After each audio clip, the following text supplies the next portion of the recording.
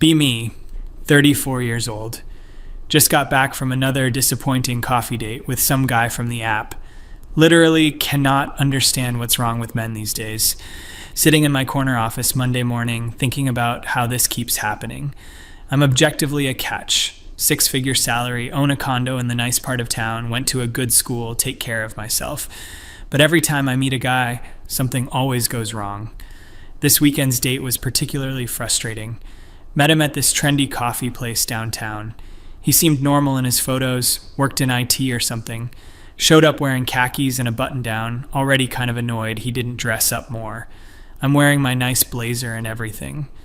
We sit down and he starts asking me the usual questions. What do you do for work? What are your hobbies?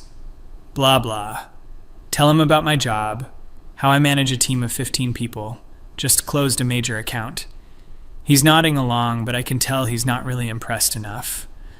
Like, do you know how hard it is to be a woman in marketing at this level? Then he starts talking about his job, something about network security. Honestly, kind of zoned out because it sounded boring. He's going on about some project, and I'm just thinking about how his salary is probably not even close to mine. Interrupt him to ask if he's heard about this new restaurant opening downtown. He seems a bit surprised I cut him off, but whatever. The conversation was dragging. Tell him I got reservations for next month already. It's supposed to be impossible to get in. Drop the price of the tasting menu casually, like it's no big deal, I can afford it. He makes this weird face. Asks if I always plan things that far ahead. Tell him, of course, I'm very organized. It's kind of necessary when you're managing major projects worth millions. He nods slowly. Something feels off, but can't put my finger on it. Decide to test him a little. Ask him what he's looking for in a relationship.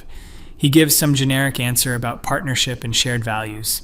I tell him that's nice, but I need someone who can keep up with my lifestyle. Someone ambitious, driven, not intimidated by a woman who knows what she wants. He's quiet for a second, then asks what I mean by keep up. Explain that I need intellectual stimulation, someone on my level, someone who understands the demands of a serious career. He asks if I think his career isn't serious. Immediately have to backtrack. No, that's not what I meant. AITA is fine, it's just different. He doesn't seem convinced.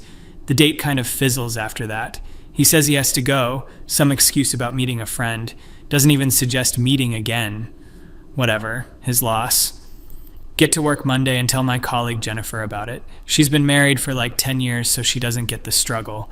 She listens and then asks, kind of carefully, if maybe I came on too strong. Excuse me? Tell her I was just being myself. If he can't handle that, then he's not right for me. She does this thing where she bites her lip like she wants to say something but doesn't. This is why I don't talk to her about personal stuff. Later that day, sitting in a meeting with the executive team, pitching a new campaign strategy. The CEO, Richard, is there, along with the CFO, Marcus. I've prepared an entire presentation, data-driven, comprehensive. 15 minutes in, Marcus interrupts with a question about the budget. Politely explain that I was getting to that. It's in slide 23. He leans back and says maybe I should jump to that now since it's kind of important. Feel my jaw tighten but smile. Skip ahead to the budget slide. He starts asking questions about the ROI projections. Defend my numbers, they're solid. I spent weeks on this. Richard asks if I've considered an alternative approach. Starts describing something that's basically a worse version of what I already proposed. Have to carefully explain why my way is better without sounding condescending. They finally approve it, but I can tell they weren't enthusiastic. This happens literally every time. They never question David's presentations like this, and he's the director of sales. After the meeting, Richard asks if he can have a word. Oh, great. What now? He says the presentation was good, but maybe I should work on being more flexible when fielding questions. I tell him I was being flexible. I answered all their questions. He does this sigh, says something about tone and receptiveness. I'm receptive. I'm literally always receptive. I take feedback better than anyone on the team. He says okay and drops it, but I can tell he doesn't believe me. This is the kind of thing I deal with constantly. My assistant knocks and reminds me I have lunch with my mother. Fantastic. Exactly what I need today. Meet my mom at her favorite bistro. She immediately asks about my dating life. Tell her about Coffee Guy. She listens and then says, "Well, sweetheart, maybe he was intimidated." Yeah, Mom. Obviously he was intimidated. That's the problem. Why are men so intimidated by successful women? She gets this look on her face, asks if I ever consider that maybe it's not about success. What else would it be about? She says something vague about connection and making people feel valued. I make people feel valued all the time. I literally manage 15 people and they all respect me. My team performs better than any other department. Mom says that's work. Relationships are different. Tell her relationships shouldn't be different. They should be equal partnerships. She agrees but says equal doesn't mean keeping score. I'm not keeping score. I just know what I bring to the table and I expect the same in return. She pats my hand in that annoying way she does. Says I'll figure it out. Get back to the office and there's an email from HR. Apparently there's been some complaints about my management style. Are you kidding me? The email is vague. Something about creating a more collaborative environment. Immediately know it's probably Trevor. He's been on my team for 6 months and constantly misses deadlines. Had to have a serious conversation with him last week about his performance. He literally said he was doing his best. Told him his best wasn't meeting the standard required for this team. Maybe that was harsh, but it's true. If I don't maintain standards, the whole team suffers. Respond to HR saying I'd like to discuss this in person. Get a meeting scheduled for Thursday. Spend the next few days fuming about it. Thursday comes and I meet with Janet from HR. She's younger than me, probably never managed anyone in her life. She starts off with the whole "this isn't punitive, just a conversation" thing. Asks me to describe my management philosophy. Tell her I believe in high standards, clear expectations, and accountability. She nods and writes something down. Then says several team members have reported feeling undervalued and micromanaged. Micromanaged? I literally give them autonomy once they prove they can handle it. The problem is half of them can't handle it. Janet says that different people respond to different management styles. Tell her that's fine, but we have targets to hit and I can't coddle people. She winces at the word coddle. Asks if I've considered that leadership is about bringing out the best in people. That's literally what I do. I push them to be better. If they can't handle being pushed, maybe they're in the wrong field. Janet is quiet for a moment, then says that the company values emotional intelligence as much as results. I have emotional intelligence. I'm aware of my emotions and I'm aware of theirs. That doesn't mean I have to lower my standards. She says she's going to recommend I attend some leadership training. It's not mandatory, but highly encouraged. Leave the meeting feeling completely misunderstood. Nobody gets that being nice all the time doesn't get results. That weekend, decide to take a break from dating apps. Go to a networking event instead. Might as well focus on career stuff. It's at this hotel ballroom, lots of people from various industries. Spot an interesting conversation happening near the bar. Group of people talking about emerging markets or something. Join the conversation, introduce myself. There's this guy, probably late 30s, decent looking, well dressed. He's talking about some investment strategy. I mention that I've been looking into similar opportunities. We end up talking one-on-one while the others drift away. His name is Andrew, works in finance. He seems actually intelligent, asks good questions, tells me about his work, managing portfolios for high net worth clients. Okay, now this is promising. We talk for like an hour. He asks if I want to grab dinner sometime.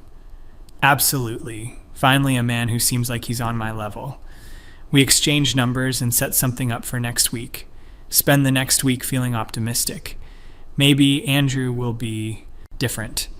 The day of the dinner, I get there first. It's a nice steakhouse, upscale but not pretentious. Andrew shows up right on time, good sign. We order drinks and start talking. Conversation flows pretty well at first. He tells me about a difficult client situation he handled. I tell him about my recent presentation to the executive team, mention how Marcus questioned my budget. Andrew asks what Marcus's concerns were. Tell him they were unfounded, my numbers were solid. Andrew asks if I considered his perspective anyway. I mean, sure, but he was wrong. Andrew gets this thoughtful look, says that sometimes people raise objections not because they're wrong, but because they need to feel heard. Okay, weird thing to say, but whatever. Tell him I hear people all the time. I'm literally in meetings all day hearing people. He smiles, but it doesn't reach his eyes. Asks about my team, how many people I manage. Tell him about the 15 people. Mention the HR situation. Frame it as them being too sensitive. Andrew asks what the specific complaints were. Tell him micromanagement and feeling undervalued. He asks if there might be any truth to it. Whose side is he on? Tell him no. I know how I manage. I'm actually very hands-off once people prove themselves. He asks how long it usually takes for people to prove themselves. Depends on the person, but usually a few months. He nods slowly, says in his experience people perform better when they feel trusted from the start. Tell him that's a nice idea but not realistic in a high-stakes environment. He doesn't argue, but I can tell he disagrees. Conversation shifts to other topics. We talk about travel, books, normal date stuff. I mention I just got back from a conference in San Francisco. Stayed at this amazing hotel, had a suite overlooking the bay. Company, paid for it obviously, but it was still incredible. Andrew mentions he was in San Francisco last month too. Asks where the conference was. Tell him the Moscone Center. He says he was there for something different, stayed at a smaller hotel. I ask which one. He names some boutique place I've never heard of. Tell him he should try the place I stayed next time. It's much better. He asks if I've stayed at the place he mentioned. Well, no, but I can tell from the website. He just says okay and changes the subject. Something feels off again. Can't tell if he's annoyed or what.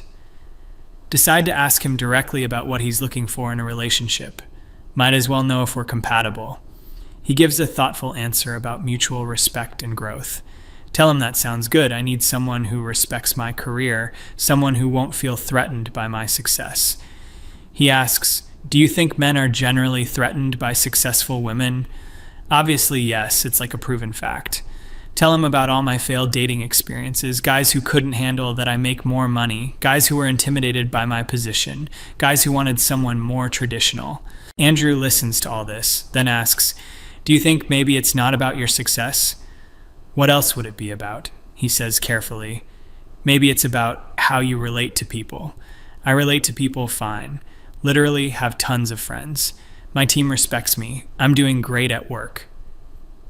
Andrew says work relationships are different from personal ones. In work, there's a hierarchy. People have to interact with you. In personal relationships, people choose to be there. Okay, what is he implying? Tell him I understand the difference. People choose to be friends with me too. He asks how many close friends I have. Have to think about it. I mean, there's Jennifer from work, though we're not that close. There's some women I knew from college, but we don't talk much anymore. There's my book club, though I had to stop going because they kept picking terrible books. Told them we should choose more literary stuff, and they got weird about it. Andrew is watching my face, says so not many. I have friends, they're just busy. Everyone's busy. He nods but doesn't look convinced, starting to get annoyed with this interrogation. Ask him how many close friends he has. He says 5 or 6 people he talks to regularly. Must be nice to have that kind of time. Tell him I'm focused on my career right now. Friendships can wait. He says relationships and friendships are what make life meaningful. Career success is great, but it's not everything. Cannot believe this. Tell him career success is extremely important, actually. Especially for women who've had to fight twice as hard for half the recognition. He agrees that's true and unfair, but says that doesn't mean alienating everyone around you. Alienating? I don't alienate people. People alienate themselves when they can't handle a strong woman. Andrew puts down his fork. Says, I need to be honest with you. Oh, here we go.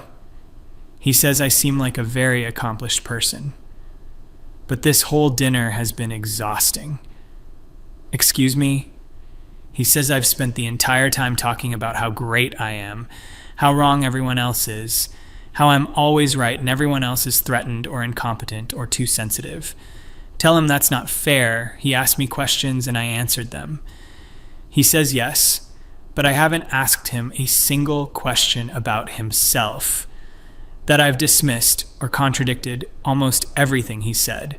That when he mentioned his hotel, I immediately said mine was better without knowing anything about his.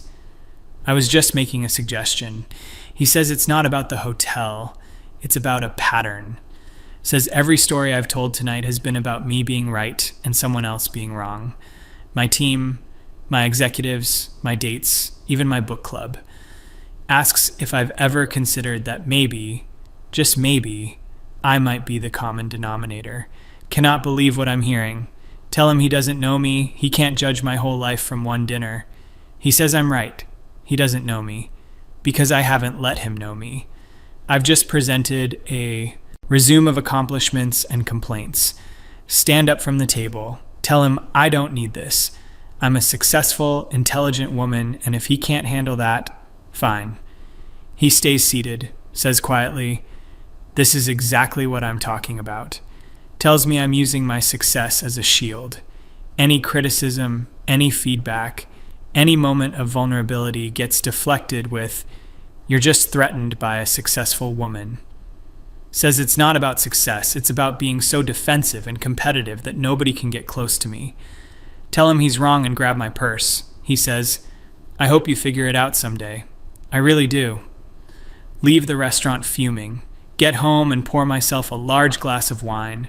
Sit on my couch in my expensive condo, looking at my framed degrees on the wall, my awards from work, my perfectly decorated living room that I picked out myself. Check my phone, no messages, open the dating app, scroll through matches, all these men who probably won't measure up. Think about what Andrew said. He's wrong, obviously. He just couldn't handle me. But then think about Coffee Guy, and the guy before that, and the one before that. Think about the HR meeting, and Richard's comment about my tone, and my mom saying I'll figure it out, and Jennifer's careful question about coming on too strong. Pour another glass of wine. Maybe I should text Andrew and explain myself better. No, he doesn't deserve an explanation. He was rude and judgmental. Open my texts anyway. See the last conversation with my college roommate from 3 years ago. I had told her I was too busy to visit when she had her baby. She never responded. Scroll further back. There's my cousin asking me to be in her wedding. I said I'd have to check my work schedule. She said never mind and picked someone else. Keep scrolling. Just a lot of conversations that ended with me. Sit there for a long time. Finish the bottle of wine. Look around my empty apartment. Think about going to work tomorrow. Another day of meetings where I have to fight to be heard. Another evening alone. Another weekend with nothing but work emails and meal prep. My phone buzzes. It's a LinkedIn notification. Someone endorsed me for leadership. Stare at it for a while. Then at my reflection in the darkened TV screen, sitting alone on my couch, in my expensive clothes, with my successful career, and nobody to share it with. Andrew's words echo in my head. You're using your success as a shield. Take out my phone and start typing a response to him. Delete it. What would I even say? That he's right? He's not right. He can't be right. I've worked too hard to be told I'm doing everything wrong. Put my phone face down on the coffee table, sit in silence. Just me and my accomplishments. Exactly what I wanted, right? Check my work email. There's already stuff for tomorrow. At least work makes sense. Work has clear metrics, clear goals, clear rewards. Not like relationships with their messy feelings and unspoken expectations. Tell myself, I'm better off this way. Independent, successful, strong. Don't need anyone. Definitely don't need some finance guy telling me how to live my life. But sitting here in the quiet, looking at another Friday night alone on the calendar, another wedding invitation I'll attend solo, another promotion celebration with no one to tell. Maybe he had a point, just a small one, a tiny one. No, he was wrong. They're all wrong. I'm fine exactly as I am. Pour the last drops from the wine bottle, toast to myself in the empty room, to success, to independence, to being right, always being right, even when I'm alone.